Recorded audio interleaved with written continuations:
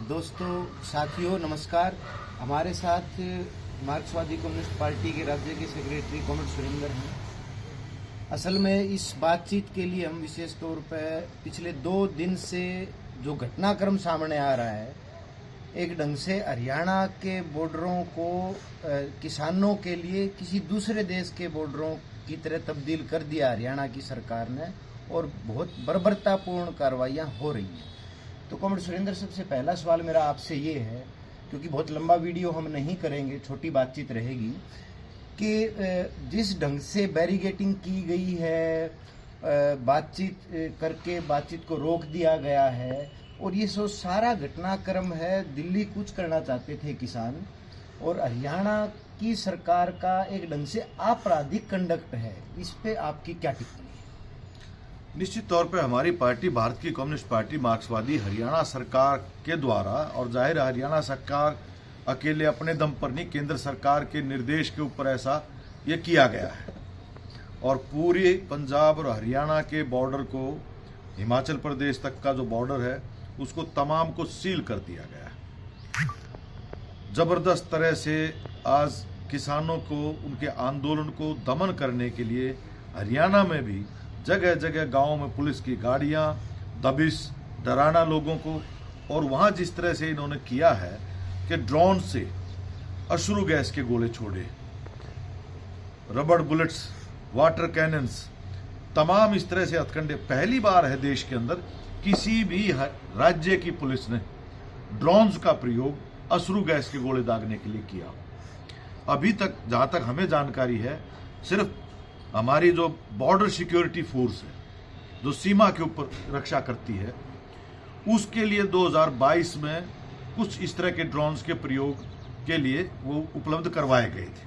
खास तौर पर जहां दंगा पीड़ित जो इलाके हैं, उपद्रव के कंट्रोल करने के लिए बॉर्डर सिक्योरिटी फोर्स को ये दिया गया था। लेकिन ये हरियाणा पुलिस ने इस तरह के ड्रोन्स, जो पहले ये कहा गया था कि भाई हम खेती बाड़ी के उसके सर्वे के लिए, मॉनिटरिंग के लिए इसका इस्तेमाल करेंगे, अब इनका प्रयोग आंदोलन के दमन के लिए, जिस तरह से दुश्मन की इलाके में जाकर के हमला किया जाता हो, जैसे पंजाब की बॉर्डर अपने देश की ना हो करके विदेश की बॉर्डर हो, इस तरह से बना दिया गया है। और ये आंदोलनकारी, ये देश के किसान, अन्नदाता, जो अपनी उनकी शिकायतें हैं, जिनके ऊपर आश्वासन दिया गया था, उनको स्वीकार करने की बजाय उनकी आंदोलन के दमन करने के लिए जिस तरह से प्रयोग किया जा रहा है, ये बेहद निंदनीय है।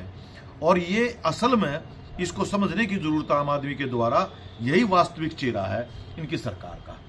बीजेपी की सरकार देश में एक ऐसी सत्ता स्थापित करना चाहती है जो कोई भी अपने जनतांत्रिक अधिकारों के लिए बोलेगा, उसके खिलाफ यही सलूक होगा। जहां तक आपने बातचीत की बात की, ये बातचीत तो क्योंकि चुनाव का मौका एक दिखावा है, अन्यथा जब ऐतिहासिक किसान आंदोलन 13 महीने तक दिल्ली की बॉर्डर पर चला था, उस समय बाकायदा संयुक्त किसान मोर्चे के नेताओं के साथ केंद्र की सरकार ने बातचीत करके ये सहमति दी थी कि हम ना ही तो ये बिजली बिल 2020 जो उस समय था, इसको पार्लियामेंट के अंदर लेके जाएंगे जब तक कि आप लोगों से बातचीत होकर के इस पर सहमति नहीं बन जाती। इसी तरह से उन्होंने कहा था कि एमएसपी की गारंटी के कानून के बारे में हम कमेटी बनाएंगे और आप लोगों से बातचीत करके हम इसको लागू करेंगे। ये भी कोई आदमी, हर आदमी जानता है कि खुद नरेंद्र मोदी 2014 की बीजेपी के अपने घोषणा पत्र में स्वामीनाथन रिपोर्ट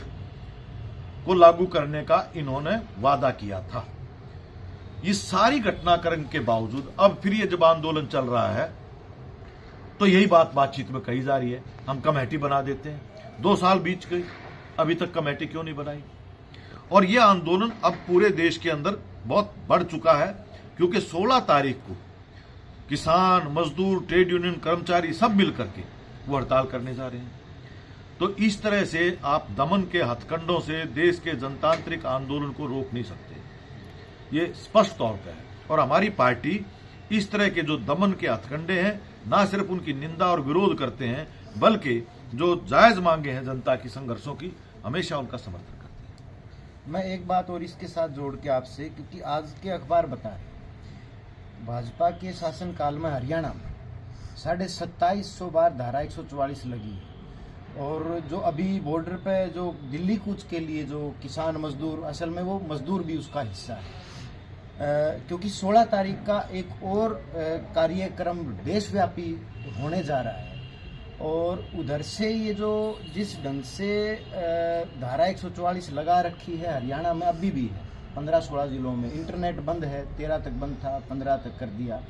तो ये असल में ये जो शासन का जो मॉडल है और इसमें 16 का जो एक्शन होगा, इसको आप कैसे?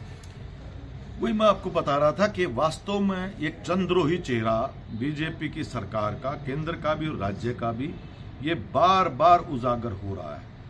जो आपने बताया, हर मौके के ऊपर बार बार इंटरनेट बंद कर देना, धारा 144 लगा देना, न्यूनतम भी जो जनतांत्रिक अधिकार हमारे कॉन्स्टिट्यूशन ने लोगों को दिया है अपने अधिकारों के लिए, न्याय के लिए इकट्ठा होने का, संगठित होने का, अपनी आवाज बुलंद करने का, इस अधिकार के ऊपर जबरदस्त हमला बोला जा रहा है। जहां तक दूसरी तरफ बात है, जो दंगाई है, जो देश के अंदर कॉम्युनल सांप्रदायिक आधार के ऊपर विभाजन, नफरत पैदा करने वाले हैं, यही ड्रोन तब कहा गया था जब नूह के अंदर ये तमाम प्रतिष्ठा के इसके नाम के और यात्रा के नाम के ऊपर, मंडल यात्रा के नाम के ऊपर दंगाई वहां गए थे।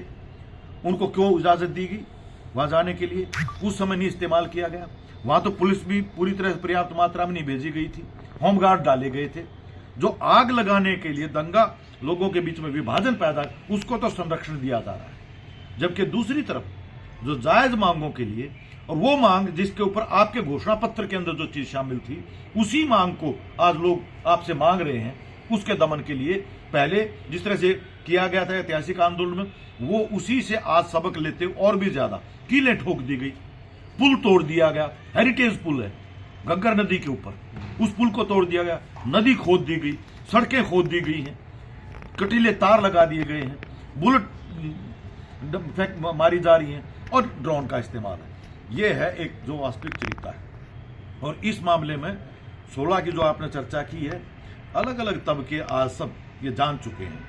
ये धर्म के नाम पे, राम के नाम पे जो कुछ भी है, ये वास्तविक मुद्दों से लोगों का ध्यान भटकाने के लिए, देश में विभाजन पैदा करने के लिए, सांप्रदायिक आधार पर एक राजनीतिक तौर पर फायदा उठाने के लिए धर्म का उपयोग किया जा रहा है, राम का उपयोग किया जा रहा है। इनका ना राम से कोई मतलब है, ना इनका धर्म से कोई मतलब है, ना इनकी देश के प्रति कोई प्रभावना है। जनता के बगैर कोई देश नहीं बनता। देश बनाता है देश का मजदूर और किसान, जिन्होंने इस देश को बनाया है, उन्हीं के बेटा बेटी जो सरहद के ऊपर देश की रक्षा करते हैं। आज उनके साथ ऐसा सलूक किया जा रहा है। यह है इनका वास्तविक चरित्र। और इसलिए हम जनता से अपील करते हैं, बड़े पैमाने पर 16 तारीख को हम अपील करते हैं, बल्कि ये जो आज जो संयुक्त किसान मोर्चा, अराजनीतिक और ये सब जो भी बने हैं, इन सब को इकट्ठा होना चाहिए। जितने भी डिफरेंसेस होंगे संगठनों के अंदर होंगे, संयुक्त किसान मोर्चा ने ये रास्ता दिया था कि तमाम मतभेदों के बावजूद भी मुद्दे अगर साझा हैं तो साझा लड़ाई मिल करके लड़ी जानी चाहिए। आज इनके मुद्दे और 16 तारीख के मुद्दे वो अलग नहीं है, मुद्दे वही हैं। तो अपील है कि सब मिल करके आज अपने लड़ाई में आए, इकट्ठा होकर के लड़ें और इस बार 2024 के चुनाव में बीजेपी को मिल करके सबक सिखाया जाए, इनको सत्ता से बेदखल किया जाए, हटाया जाए, इनको हराया जाए। नहीं तो ये देश में ना संविधान बचेगा, ना जनतंत्र बचेगा, ना देश की एकता अखंडता बचेगी। उसके लिए खतरा है।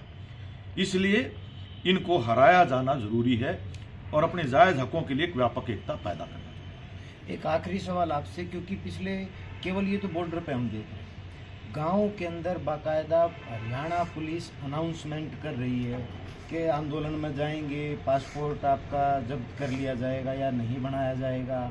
तो ये जो टेरराइज करने का मतलब, एक तो है जो बॉर्डर पे जो कंडक्ट कर रही है, एक जिनकी वोट लेके सरकार चुनी गई उनको इस ढंग से टेरराइज कर रहे हैं। तो क्या इससे किसान या आम जनता इससे डर जाएगी? इस पे आपकी तवज्जो? नहीं, मुझे लगता है कि इससे लोगों में और ज्यादा आक्रोश पैदा होगा, हो भी रहा है। जिस तरह से मान ले दिल्ली के चारों तरफ भी रास्ते रोके गए हैं, यहां तक कि इमरजेंसी एम्बुलेंस को जाने को आज बाधित कर दिया गया, रास्ते बहुत लंबे कर दिए गए हैं। तो आप सोचिए कि दिल्ली तक तो अभी पहुंचे भी नहीं, किसान को आंदोलन गया नहीं है। आपके पूरे हरियाणा के अलग अलग रास्तों के ऊपर, इवन रोहतक से निकलो तो मेन रोड के ऊपर जाने में भी अनेकों तरह की अड़चने हैं।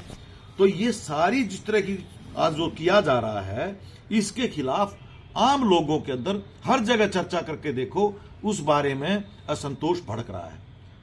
खुद हरियाणा कोर्ट ने भी, पंजाब हरियाणा हाई कोर्ट ने भी ये बात कही है, भाई आंदोलन करने का अधिकार सबको, आप उनको दिल्ली जा रहे हैं जगह क्यों नहीं देते, क्यों रोका जा रहा है इसको।